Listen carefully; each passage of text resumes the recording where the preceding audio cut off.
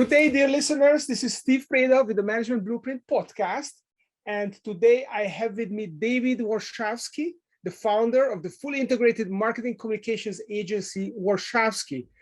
Warschawski is a Google certified agency partner and has been named the #1 US agency multiple times, including for 3 years in a row. The company is headquartered in Baltimore with offices in New York City, Washington, D.C., and David also founded as in the managing partner of W Ventures, a VC firm that provides early stage startups with venture capital, marketing support, office space, and mentorship. Welcome to the show, David. Thank you for having me, Steve. Oh, it's great to have you. So as usual, let's start with your entrepreneurial journey. So how did you become an agency owner and then an incubator owner, entrepreneur? So I was very fortunate. I grew up in a household that prized entrepreneurship and running your own business. I had a great role model in my parents.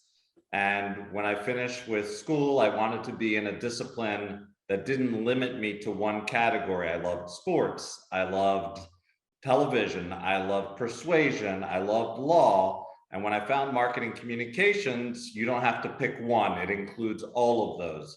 So I worked with two of the larger agencies in New York City straight out of college and really cut my teeth and learned a lot, both about what I wanted to do and things I wanted to do differently. And at a fairly young age, I went out and started my own agency, and we're getting close to celebrating our 25th anniversary, which is very surreal for me to think about. So it's been a wonderful entrepreneurial journey. And the last part of that has been the W Ventures edition that you had mentioned. That is amazing. 25 years. I wasn't even aware that there was digital marketing 25 years ago, but obviously you evolved. There wasn't. We had to learn. That is exciting. So as you learned your digital marketing and evolved your agency and you got these awards, I mean, surely this was not just trial and error. And you, I'm sure you are, as all of us are, standing on shoulders of giants. So any management blueprints, business frameworks that you built on and used in building your agency that you could talk about? Sure. I would say to us, both as a marketing agency who does a lot of brand building work, but as an organizational process, being very clear and specific about your brand, what it stands for, what's acceptable, what's not acceptable. And that goes all the way to having very clear and distinct brand values, which we do. And brand values should never be something like integrity or honesty, but much more emotive of what do you want your own team to feel? And also, how do you want your clients to feel when they work with you? And through that framework of a clear brand, we, a senior management team, always set goals for the business, and each person then individually has goals within that. And the overarching frame of being a great brand and the goal setting has been fantastic for us, and the brand has been received incredibly well. We have a 4.9 rating on Glassdoor. We have a 5.0 on Google and on Facebook. So we've really created a culture that both people like to come and work for, but also a culture and an agency environment that clients are very attracted to, thankfully. Okay, yes. So that's, I agree. That's very important to have great values, and you call them brand values. I guess this is the marketing way of looking at it. And I love this emotive thing. So I think in a previous conversation, you mentioned about 7 brand values. Is this kind of a magic number, or is it just what you landed on as a company, or it has to be 7? It does not need to be 7. When we do branding work with other companies, we generally see that in order to create the true differentiation from their competitors, you're usually somewhere between 4 or 5 on the low end to 7 or 8 on the high end. Once you get beyond 8, it's just too many values for your team to really focus on. So it depends on the industry, it depends on the company, but the values should be things that actually have always been a part of the company, maybe not perfectly displayed in the past, but we're going to clean them up to really hold them up and shine a light on them. We often make the analogy, it's like when you go into a mine and you find a lump of coal. Well, inside that coal is a diamond. The diamond, when you get rid of the coal, has always been there, but now the trick is to clean it up, to cut it the right way to show off its best assets, and then to proudly wear and display that diamond. That's very much what brand and a culture of brand is all about. That's very interesting, the way you phrase this, and you make it the brand. And yes, I mean, ultimately, the culture is kind of the brand of a business, right? It is. They're inseparable from one another. Yeah. So who the people are in the business, they are going to be they're going to be the company as well to the outside world, and this is how they're going to communicate with the outside world. Very interesting. So the model that you describe, it reminds me a little bit of this Jim Collins, you know, what Jim Collins also kind of articulated in from his earlier books. Beyond Entrepreneurship, the original book, already he talked about that you have to figure out what your behavior, what the core behaviors are, what the core values are, and then you have to paint the vision and then break it down and kind of set goals. And EOS talks about company rocks, which are goals for the business as a whole, and then individual rocks, which are goals for individuals. So it kind of sounds analogous to this. It is very similar, yes. Now, one thing that struck my ear when we last spoke, and you talked about top-down goal setting and bottom-up goal setting, and you also mentioned about the circular goal setting, or maybe that's the interrelationship. Can you clarify this, what you meant by that? Sure. So most traditional companies have set goals from the top. Senior leadership sets goals and then pushes them down the levels where the people below them are responsible for executing. Bottom up is the lower level employees are telling the senior folks what we want and what we need. In our opinion and our experience, neither of those is ideal. The ideal way to do it is everybody is a part of the brand. Everybody has a voice in the brand, and everyone should be setting goals from the brand. And when we hire, it stops being a question of, do they have great experience and are they someone who could do a good job? And it now becomes, do they have good enough experience, but are they a cultural brand fit for us? Because that's the number one priority. They have to really showcase and differentiate themselves in a way that aligns with how we as an agency differentiate ourselves. And it should be organic. It's not something that should be put on or faked. So can you give me an example? For example, Warschawski's brand values, what do they look like?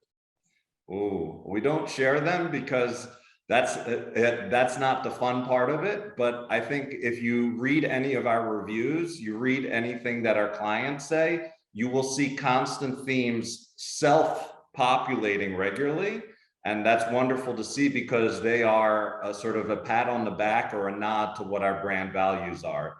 So I would say if you see anything about us, you're going to get a pretty clear sense about what makes us stand out and what are the unique brand values. Okay, that's fair enough. So when we are talking about emotive and the visionary brand and articulating that, is there a process for getting to that emotional level? How do you explore it? How do you mine it, so to say?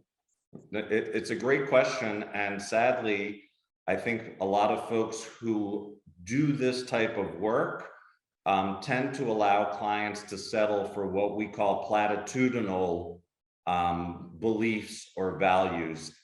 Our litmus test always is, if you say, well, we are going to be the most ethical of companies, everybody who does business with you says, I hope so. I don't want to work with a non-ethical company. So that's a platitude. It's what we call, it's part of the coffee. But what's the experience that's being offered around the coffee is what differentiates it. So emotive has to go to a place where people go, oh my God, that's the kind of person I love to be around. Oh my goodness, that's the kind of work or attitude that I love. And you know what? Maybe it's not even me who aligns with that, but I know from past experience, that kind of personality, that kind of approach, that kind of mindset is going to create great outcomes for us as a company. Okay. So it's basically the emotional resonance that you're looking for. It has to ultimately be a couple of things. It has to have an strong emotional component, number one. Number two, it has to be clearly measurable, that when somebody fulfills that value, everybody goes, Steve did it. Okay, there's nothing to talk about here. He's doing great. But also, if it's not done, there's no arguing. Did you mean to? Was it? It's very specific, measurable, and clear. And when we help clients set brands, we always push them to go to the highest point where emotionally they can make a distinction between their competitors, and also the highest point of just straight up business differentiation. Because brand ultimately is never a perfect zero-sum game. It's always an aspirational game. If I'm doing well at hitting all of my brand values 90% of the time, I'm not perfect, but I have a heck of a great brand and a heck of a great culture then. So give me an example. It doesn't have to be your companies, but give me a brand value which is measurable and where you can hold people's feet to the fire that they are either doing it or they're not doing it.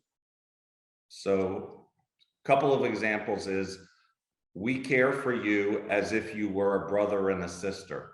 Mm-hmm. So it goes to how did you take care of the person who's in front of you? Did you treat them like a nice customer and you were appropriate? Well, that's a level which, again, I hope most businesses are willing to do.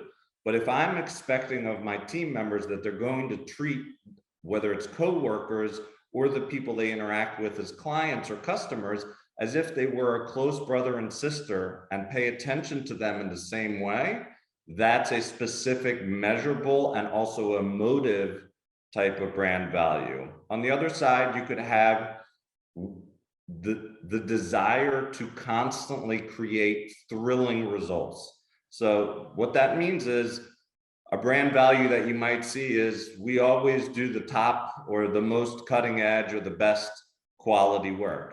But that's not an emotive. We want our clients, if you say you're a thrilling organization, to go, oh my God, they blew it out of the park. They went well above and beyond. This is so super exciting. And that's where it bridges from being you as a company being a commodity play that's interchangeable with anybody else who provides those services. So if you're an accounting firm, most people see you as a commodity. You do accounting work, you do tax work. Well, I can go to about 1,000 other companies in my region who do exactly the same. What is it about you when I work with you that makes me feel different? And I want that feeling over and over again. And every great brand that exists, whether in the B2B space or in the B2C space, is doing that today. So we mentioned coffee. Starbucks made people, from a brand standpoint, completely change their behavior. What did we do before Starbucks existed in the United States? We had this crazy idea. We bought coffee in the store. We made it at home. So it was cheaper, it was faster, and I could have exactly the taste that I wanted. But Starbucks convinced us from a brand emotional standpoint that I need to go somewhere, I need to wait in line longer, I have to pay way more for a cup of coffee that in every blind consumer taste test ranks below McDonald's and Dunkin' Donuts. So it wasn't the quality of the coffee, it wasn't that they're making the best coffee, it was the fact that they surrounded it with an emotional experience. And that's what we always tell clients. It's also important for us. You don't have to be amazing with your product or service. You have to be good enough, just like Starbucks coffee was, but all of the emotive brand work around it is where you truly make the differentiation and you win or lose customers in the long term. And that all comes back to identifying what those core emotive values are and how do you express them? Exactly. And you can look at some of the greatest companies. One example that's for us a no-brainer is Southwest. Is over the last 20 years, how many airlines have gone in and out of bankruptcy or disappeared from the scene? Now, on the commodity level, they're all offering exactly the same thing. It's a mode of conveyance that I pay for to get a seat on a plane that takes me to a specific destination that I've asked for. There's nothing different that any of the airlines from a commodity standpoint are offering. So how is it possible that Southwest is the only continuously profitable business, ranked one of the top 10 companies to work for on a regular basis in the United States, and has never been in the red? They're always in the black. What did they figure out about this commodity that others couldn't? And the answer is the brand. When you get on a Southwest flight, even before you get on a Southwest flight, you have a very specific experience that people either really love or really hate. And by the way, we always tell people, if you don't have people who hate you, then you do not have a strong brand, because not everybody is supposed to love you. The moment you try and be everything to everyone, as your mother would say, then you're nothing to anyone. So great brands even sometimes only carve out 3 or 4% of a market, but those people truly love them and will go to the ends of the earth for that brand. Okay. So Southwest is a big topic, and I agree that the brand is a part of it. There are other parts as well.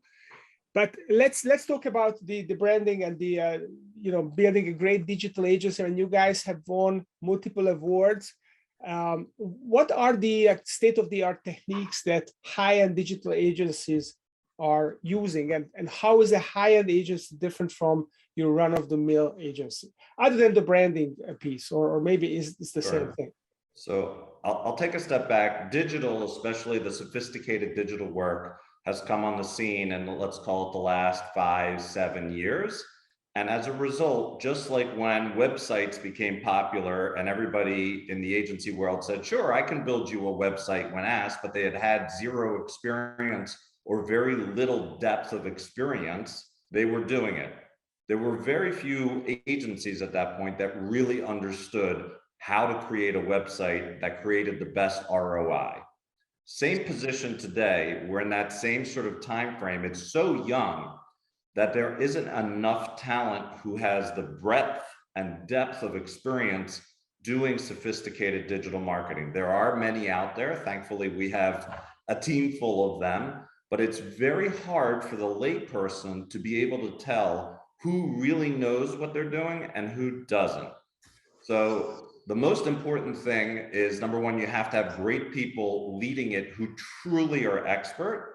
The second part, what makes something very cutting edge today, is it's such a laser focus on either your CAC, what's your customer acquisition cost, or what is the metric by which you're measuring all your digital work. So doing great creative is only half of the equation. Testing and optimizing based on spend, the numbers side of the game, are equally as important. Now, for most people in marketing communications, this has been a, oh my goodness, I know creative, I know how to create a feeling, but I don't know how to do the brick and mortar work of the financial CAC performance. So that's the first thing, is you really need to be laser focused on that. The second is, there are all kinds of tricks today that enable us to laser point. We call it used to be in marketing, you had a machine gun and you shot in the general direction and hope that 2 out of the 100 people you hit were actually people who would be interested in what you're doing. Today, we call it a scoped rifle approach. Because of digital techniques, we can find the perfect customer and only target them, which does a couple of things. Number one, it doesn't dilute your brand. Number two, it makes your spend that much more valuable, because now instead of paying to speak to 100 people, I'm only paying to speak directly to the 2 people who I know are predisposed. So one of the cutting edge approaches is called retargeting against intent. So based on behaviors online or in social media, we know what in general is the intent or the desire of the person on the other end. And if they match our criteria, let's say we're looking specifically for 35 to 45-year-old females in the greater New York City metro area with $100,000 or more in income, we can, like a laser, focus in only on that demographic. And then once that lens has been applied, on top of it, we're applying the lens of where have they gone? What purchases have they made? Did they go look at something that's relevant to our client? And we're going to retarget them. And that's just one of many ways that today you can be so much more sophisticated. And I say this all the time. If you would have told me when I first got into this business, we could get such a measurable ROI on marketing spend, and it could be this laser focused, I think I, along with most of my peers 30 years ago, would have laughed and said, not possible. But today it is, and it's really changing the face of how good marketing communications is done. And when you say against intent, what does it mean against intent?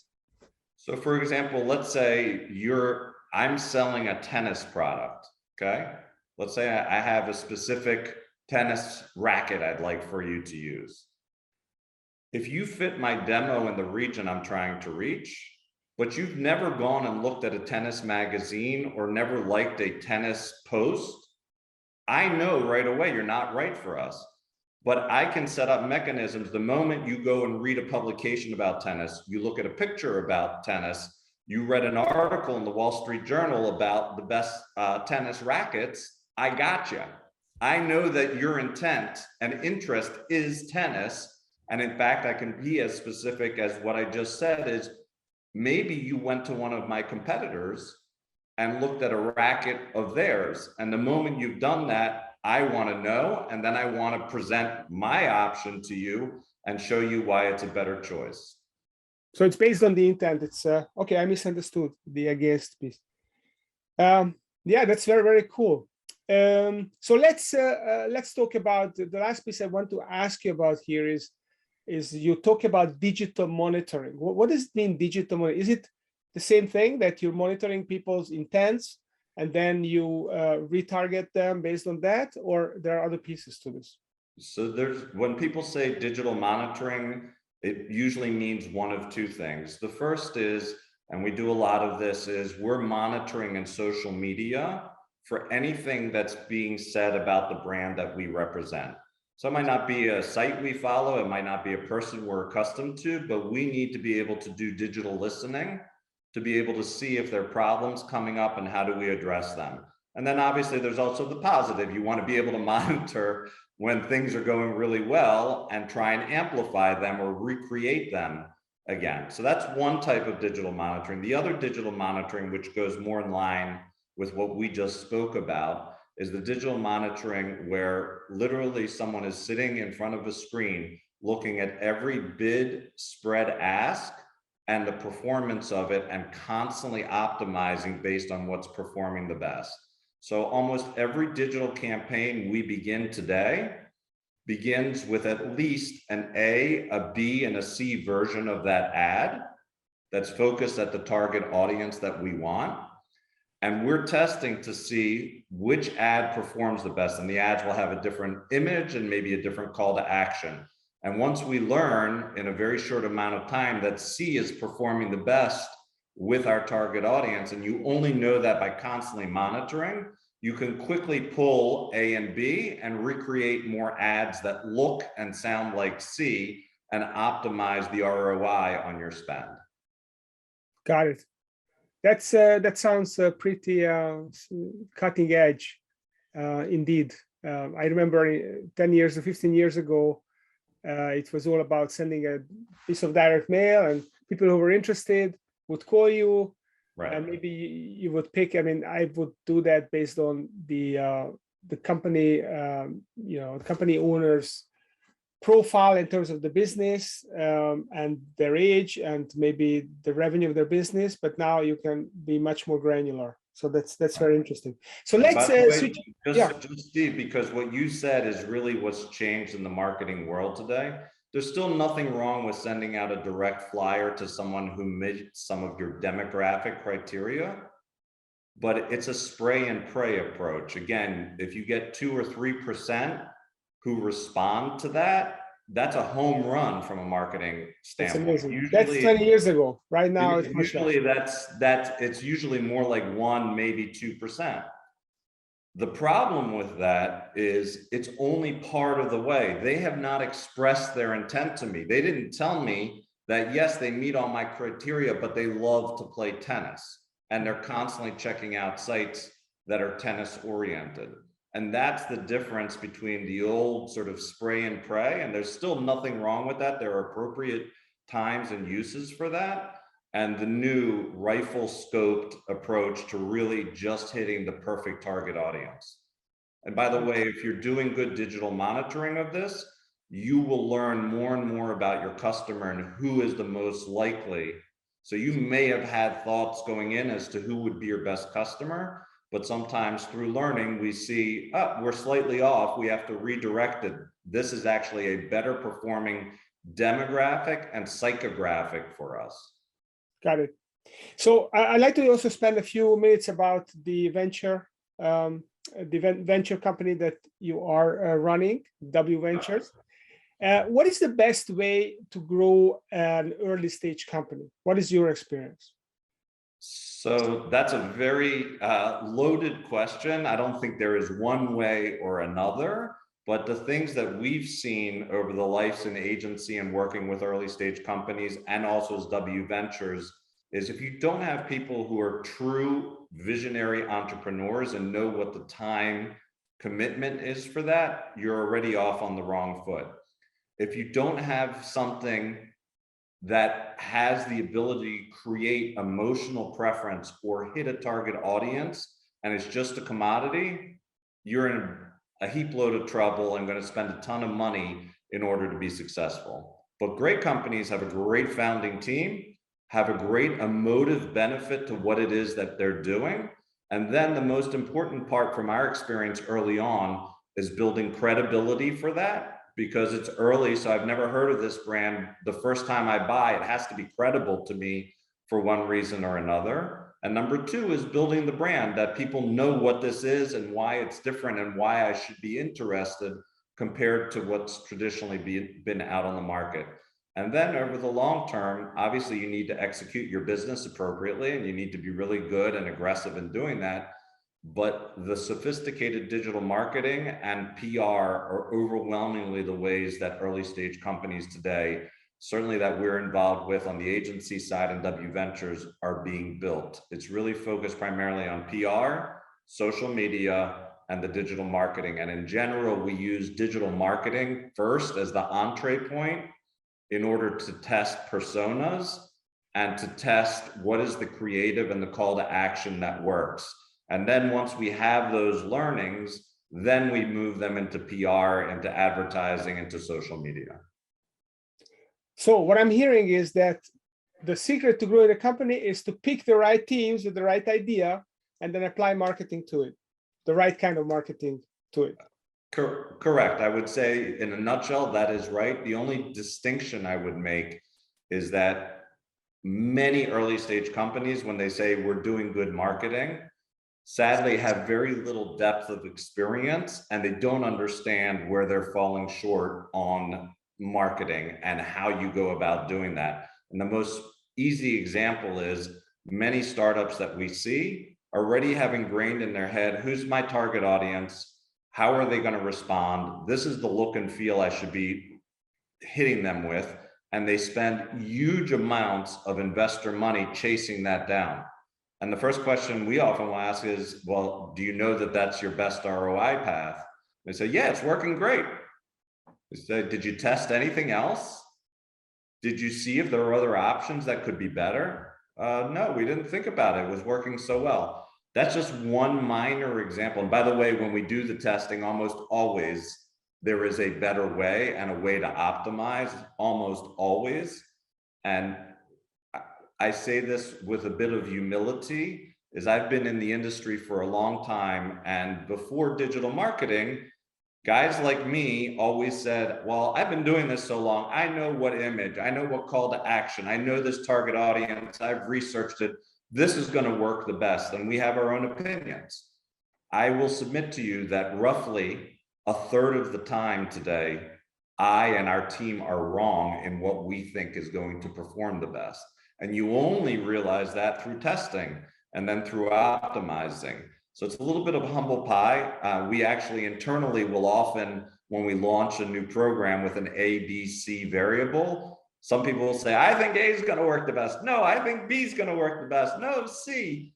And at this point, I've learned that one of the best gifts digital gives you is it's a crowd source of information and feedback loop that tells you directly, yes, that's what we want. Yes, that's what works for me. Yes, I'm your right target audience.